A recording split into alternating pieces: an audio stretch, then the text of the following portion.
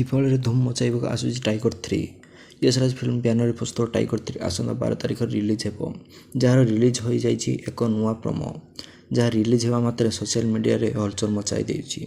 ସଲମାନ ଖାନ୍ ଓ କ୍ୟାଟ୍ରିନା କୈଫ୍ ଅଭିନୀତ ଏହି ସିନେମାରେ ରିଲିଜ୍ ନେଇ ଅପେକ୍ଷା କରି ବସିଛନ୍ତି ଫ୍ୟାନ୍।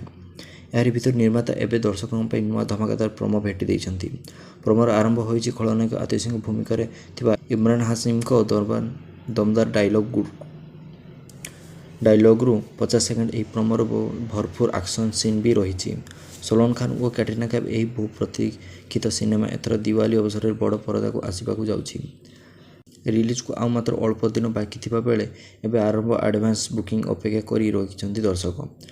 ଏଥିପାଇଁ ଆସନ୍ତାକାଲିଠାରୁ ଆରମ୍ଭ ହେବାକୁ ଯାଉଛି ଆଡଭାନ୍ସ ବୁକିଂ। ହିନ୍ଦୀ ଭାଷା ବ୍ୟତୀତ ତାମିଲ, ତେଲୁଗୁ, କନ୍ନଡ଼, ମାଲାୟାଲମ ଆଦି 5ଟି ଭାଷାରେ ମୁକ୍ତିଲାଭ କରିବ ଭାଇଜାନଙ୍କ ଏହି ସିନେମା। ମନୀଷ ଶର୍ମା ସିନେମାଙ୍କ ନିର୍ଦ୍ଦେଶନା ଭାର ତୁଲାଇଛନ୍ତି।